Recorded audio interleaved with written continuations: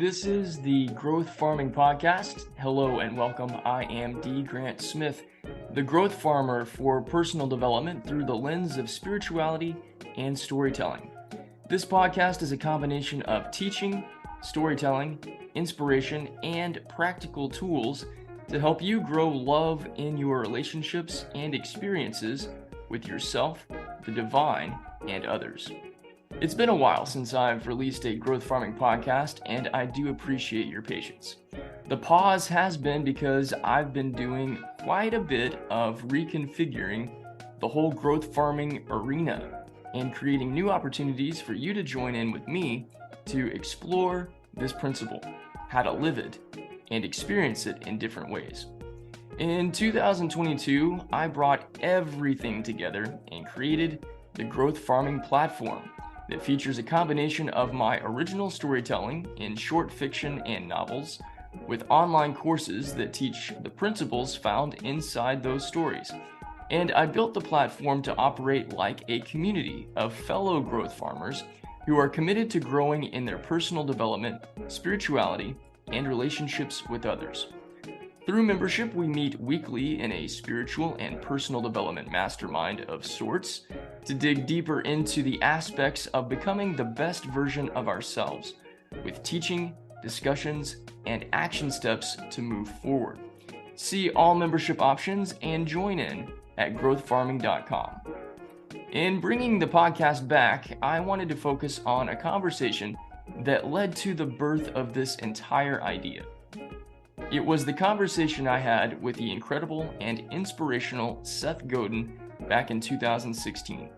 There was storytelling that led to our meeting, and storytelling that was a part of our conversation. And then there was his seminal message and response to the final question I asked. That is what led to the birth of growth farming itself. We're going to listen to the entirety of that conversation today, and then we'll explore a few of the specific things that Seth shares and look at the practical application of them in our own lives. My hope and intention for you with this episode is for you to embrace your own story, as well as recognize the power you have to revise your inner narrative and see the capabilities you have to transform yourself into the best version of you by choosing what you plant and foster within your consciousness of thoughts and feelings. Let's get right into it. Here is my conversation with best-selling author Seth Godin. One of the reasons why I want to talk with you is kind of like I said in the email, is I see a lot of the things and ideas that you talk about have applications in a variety of different areas, and in particular, tribes, the purple cow, and idea virus are all things that really have concepts that I can communicate with some of the people that I work with, but I want to kind of key in on just tribes and purple cow for most of our conversation. With regards to artists, you've said that anyone can really be an artist without restricting themselves to just the artist title. But what are you seeing in the creative spaces of maybe music and business that artists should key in on to really succeed in growing their tribes? Well, let's unpack that a little bit. Let's start with the idea that there's a difference between a painter and an artist. I visited a village in China in November called Dafan, where they paint thousands and thousands of oil paintings every day, over and over and over again. They are not artists, they are painters. The same way someone who gets a Bob Dylan songbook and croaks out the chords and the songs isn't an artist, they're just a singer. So what we have to do first is commit to this idea that if we're going to make art, we're going to be wrong. We're going to be on the fringes. We're going to be rejected. If we're going to make art, we are going to do things that might not work. It's going to be personal. We'll be vulnerable. We're going to connect to other people. A lot of people aren't up for that. But if you are up for it, then that's where we begin. And then the second half of your question is tribes. Most artists don't have a tribe. Most artists connect to a tribe that already exists. That you don't get to say, I'm Stephen Stills, I have a tribe. What you can say is, the people who went to Woodstock view me as one of their spokespeople. Those are two different things, right? And so the goal is not to have a fan base, though Kevin Kelly's 1,000 fans is a critical idea. The goal of connecting with a tribe is to understand, A, it's not for everyone, and B, the people who it is for are seeking connection and they're hoping to be seen. You answered a question before I had a chance to ask. Sorry. No. I'm glad you did that. The natural progression of it. So for an artist that has the start of a tribe, what would you recommend being ways of making stronger connections with that tribe? Well, I think it begins with the fact that very few people care about you. They care about themselves. They care about how your work, your life will make them feel. And too many artists get self-absorbed. Too many artists feel like what they're doing is so important that they don't need to pay attention to what other people want, what other people need, other people's narrative about who they are and what it means to wear your t-shirt. Right? If someone goes to school wearing your t-shirt, what are they saying about themselves? What are they saying to their friends? These are choices you get to make before you even make the t-shirt. Right on. It kind of ties in. I talk a lot on my platform about the power of being uncommon and how truly powerful people that command audiences and command attention are people that are not normal and are not common. And I think that's a lot of the same idea that you talk about in your book, Purple Cow. Will you kind of dive into and maybe unpack a little bit more of the Purple Cow? I saw a guy in the subway who was playing like 14 instruments at the same time. That's not a purple cow. That's just weird. Not even. It's not even weird. It just wasn't worth stopping. It wasn't worth thinking about. It wasn't worth telling other people. Purple cow is the idea that if people talk about you, then by definition you are remarkable. If you are remarkable, that means the word will spread. The goal is not to get them to talk about you with condescension or to talk about you dismissively. It's to talk about you in a way that makes them feel more alive, more like themselves, more engaged with others. So what we can do is think hard about how vital music is to our self-definition and to choose to be an artist who does work that others can't help but talk about. Not everyone, but some people. And so, Lady Gaga's exploits and stunts may have seemed like a cry for attention. What she was really doing was giving voice to an entire cohort of young women who saw her as someone who stood for empowerment. And so by talking about Lady Gaga, they were actually talking about empowering themselves. That was a choice that Lady Gaga made. That's okay. Interesting point. I want to go back a little bit in history, in your history in particular, and I guess give a little bit of a background to kind of how you and I got this conversation started. I've been feeling this way for a little while, and I guess it took an email for me to be able to express myself. But every morning I open my email and I start my day basically reading your latest blog post. And at several different times over the past several weeks, I've thought, man, this is like a voice of direction in a desert of nothingness where I don't really know where to go. And I'm sure other people feel that way. And so I kind of likened it to Moses in the wilderness. And that's exactly what it is that it's like to start my day. I feel like I've got some direction. But I'm curious about when you were first getting started developing your brand and developing your uncommonness. What was it that kind of sparked you to give you the strength to show off your uniqueness when you were first getting started? The times were super different in 1984 and 1986. I would go to the business section of the bookstore once a week, and maybe there'd be 3 new books. You could read Forbes or Fortune, but they were sort of banal and for big companies. It was easy to be rejected again and again and again, and hard to find a compass. I decided that the first thing I needed to do was not go out of business. So the work I did at the beginning wasn't particularly off the wall or remarkable in the sense that I was just trying to make books that people would buy.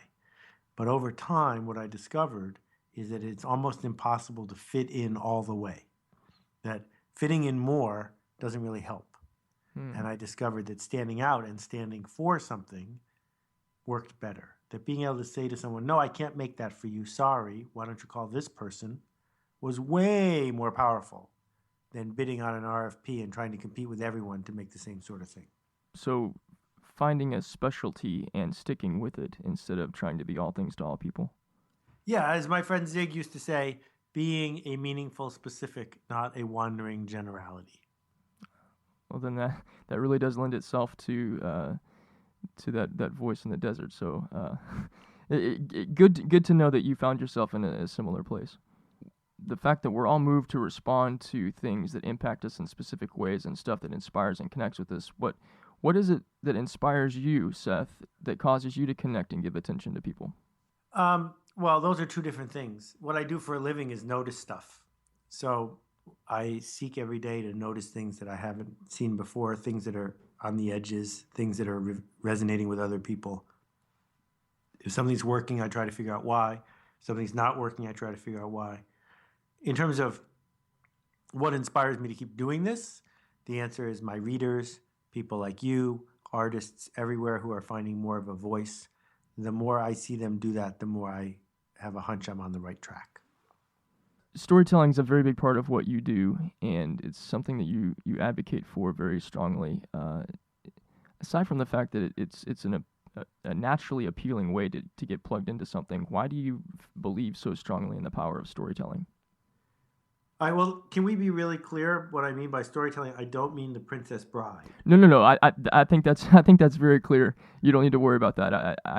I mean, I don't need to worry about it with you, but we're talking to strangers here. Right. So I don't know if your facial hair is the same way as it is in your Skype picture. Yeah, but it is. your beard tells a story. And so I'm using that as an example because I think it makes this really clear. Everything we do tells a story. And we have to decide if that story is coherent, if that story is going to resonate with the people that we are telling it to, if the judgment and the shortcuts that they can't help but find themselves adopting are in our favor or against our favor. And so it's everything from the way the door-to-door salesman takes a step backwards after you open the door, because that's a story about giving you space, even though they've just invaded your space, all the way to the dog food bowls that Devo used to wear on their head. These are stories that we tell, and the best artists tell them consistently. What would you say would be a key or one, I guess, piece of advice of how somebody could become a better storyteller? Everything we do is designed to make someone else change. If you don't know how you're trying to change someone, then you're wasting your time or you're a little bit of a narcissist. If you decide you want to change someone, you need to figure out who you are trying to change, because different people will be changed by different stories. And that is where it begins. What do you remind someone of? Because it's that reminding that does 80% of the job before you even open your mouth. I asked you a minute ago about the things that you faced when you were starting out, and I'm curious about now the other side of the pond. I talk to a lot of artists that are either starting out or they're kind of in the mid throes of establishing their identity and their brand and all that stuff. And we talk about challenges that kind of people that face more obscurity and establishment work around. But I'm curious, from all the things that you've done and the platform that you've built, what are some of the obstacles that you face as someone with a very established brand? Well, I don't look in the mirror and see an established brand. I think there are, maybe 1 million people who know who I am, which is very cool, and I'm privileged at that. But I'm thrilled I'm not a TV star, etc. I don't face the challenges that so many people face. I don't have to worry about paying for dinner. I don't have to worry about whether people 5 years from now will remember anything I did. So that's pretty cool. For me, the big thing is, will I use this opportunity properly? I've worked very hard to get this opportunity. I've earned the trust of a lot of people, which I'm forever grateful for, and I don't want to waste it. Awesome. I've got just two more questions for you. I know you're working with a sinus infection. I want to treat your voice with some more respect. I appreciate it. Thank you. Talking with a sore throat sucks. I did have one more member of my community that was interested in something to ask you, and he's a guy that is a little bit older, and because of some health situations, he can't get out and do the face-to-face music performance that he once was able to do, but he still has that fire inside of him. And so the question is, how do folks that still have the fire but don't have the physical ability to get out and be in person with someone, how do they get their creation of people and not get taken advantage of? Touring is a great solution for a certain kind of musician. I had a record label years ago, and one of the musicians on the record label lived in a van. They were a married couple, and they would drive to a town and play in a place that would take anybody, a coffee shop, and then drive to the next town. And I said to them, guys, you need to stay in one town for a while and work your way up the ladder and do gigs that are more difficult to get and build your following. Running from one place to another and imagining that you're paying your dues by touring doesn't make any sense. And no one can tour the world. No one can cover every square inch. Running and running and running to the next easy town almost never pays as many dividends as focusing on a community, on a concept, whether it's geographical or not. That said, let's remember that Steely Dan did just great for 5 years without playing one concert anywhere. That it is possible now more than ever to have people hear your stuff without ever meeting you. That, I have met many, many of my readers, but I haven't met even 5% of them because you can't meet all of them. So if I was unable or didn't want to be on the road, I think I could find a different way to make it as a musician. And that involves using the power of this digital connection engine we have to organize and amplify and connect people who want to be connected, to put such remarkable work into the world that people will embrace it even if they can't be in the same room with us. And, this started 150 years ago when the only way to perform music was in person. And it goes all the way to today, where if you're a big act, almost no one who hears you will ever hear you live. That's really good. And I had no idea you had a record label, so that's even better. Okay, one more question for you, Seth.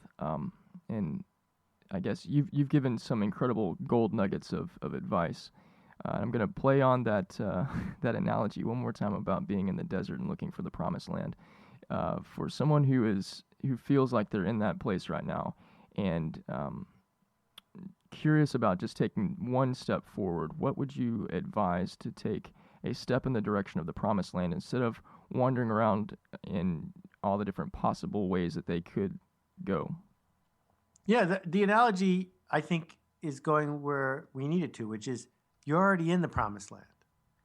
That there is no place where everything lines up and you are Miles Davis. That's never going to happen.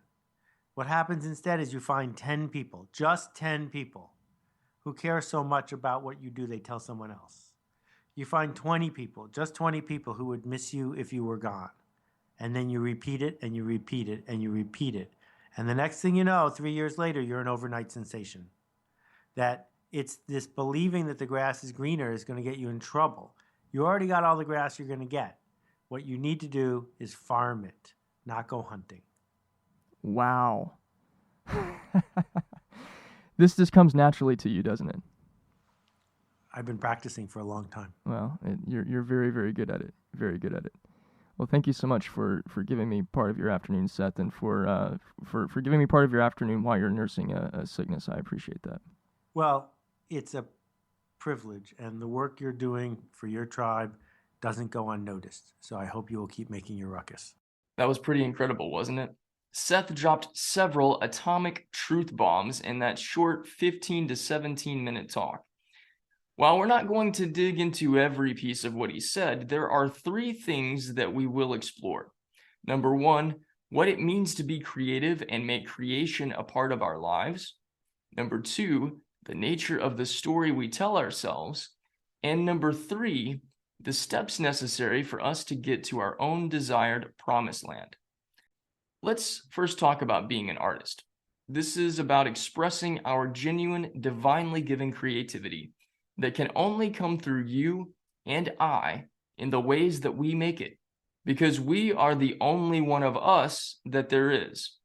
Our art and creativity is going to be interpreted differently by different people, and that's okay. Seth says that there are some things we need to recognize in this process. He said that to be an artist, we're going to be wrong, we're going to be on the fringes, we're going to be rejected, we're going to do things that might not work. What does that mean? He's saying that we're going to make mistakes and we're going to push the envelope. Making mistakes is when we get things wrong, or when we perceive them to be wrong because they don't get accepted by the masses. We're not settling for what other people have already done, and we're choosing to make our own impression in the world. That's what it means to be on the fringes. Some will accept us, some will reject us, but we'll find our tribe in the process. His book, titled Tribes, is all about this process. Some of what we do won't work the way we want it to. That's okay. Everything is a learning opportunity. See everything as a learning opportunity instead of a success/failure scenario, and your life will transform. He says more about what it means to be an artist and be creative. He said that it's going to be personal. We're going to be vulnerable. We're going to connect with other people. This is the starting place for us, and it's been my experience with launching the growth farming platform. I'm very personal with my creations and writings and what I share. My stories take the concepts and teachings from some of my favorite spiritual teachers, like Neville Goddard, Wayne Dyer, Dr. Joe Dispenza, and others, and depict what it looks like to live out these teachings through fictional narrative. Some of the best stories and novels that illustrate this on my platform include Hope Flows, which is a murder mystery with a metaphysical twist. The Harmony Ship, which is a sci-fi tale with a spiritual angle. And The Truth That Keeps on Truthing, which really digs into the idea of self-concept taught by Neville Goddard. Those stories and more, once again, are at growthfarming.com. And when you buy the digital book, you get the audiobook for free. In other offerings on the platform, I dig into my personal story. It is personal to me. I talk about how I've learned to practice self-love, including the heartbreaks that have come along the way. And in sharing with my community, I don't sugarcoat my experiences. It's very real, and it's also very respectful. By allowing ourselves to make creativity personal and choosing to be vulnerable, we connect with the right people. Can you relate to that? This is how divine love brings people together. We do it not just on an intellectual level, but on an emotional one as well, and it's powerful. Seth broke down a very big cultural idea that is a big part of what social media tries to do, which is create fan bases for our work. It is counterintuitive, yet culturally conditions and programs us to believe that unless we build up a certain number of fans, we're not successful. That's rubbish thinking. What Seth talked about, building a tribe, a group of people with common goals, beliefs, and aspirations who join together in the learning and growing process. That's what we're doing right here and right now. And I appreciate you being a part of this process with me. It's not about fans. Those come and go. It's about real connection. When there's connection, people are seen and heard. It's a joint venture together, a two-way street, giving and receiving to and with each other. There's conversations and interactions and value exchanged. It's beautiful. That's what each of us really want, isn't it? Let's talk about the stories that we tell ourselves. What Seth talked about regarding artists and creatives being self-absorbed and ignoring what other people are thinking about themselves regarding their narrative is a story. And this is where we as creatives connect with our tribe because we take the time to listen to what their narratives are and connect with them. For people who want to grow into the best version of themselves, they are committed to the process of their own evolution. Aren't you? I am. And it's messy at times, isn't it? The path of transformation isn't a linear one. It's not always going directly from point A, where we are right now, to point B, where we want to be. There are trials, challenges, learning opportunities, pivots, and adjustments all along the way. Some life lessons we have to learn over and over again until we truly make the necessary changes to heal, grow, and move forward. These growth points become a part of our narrative and the stories we tell ourselves about who we are.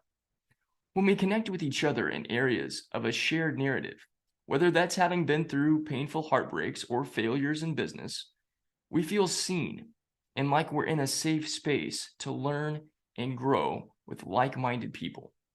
We're going to connect with certain people and not with everyone.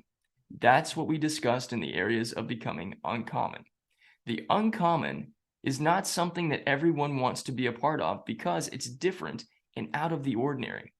But true icons don't let the fear of standing out deter them from being their true selves, because their inner narrative is that they are prized, worthy, and amazing exactly as they are. This is what I am committed to in my inner narrative. What about you? To reiterate what Seth said about storytelling, everything we do tells a story. He drew a comparison to storytelling by highlighting my profile picture with my goatee. Even something as mundane as facial hair tells a story. Think about that for a moment. Storytelling is all around us. It's our everyday lives in a myriad of seemingly tiny instances and circumstances. So much of the story is our perception about what is taking place. And part of the growth process is us looking at the stories we're telling ourselves about what is happening around us.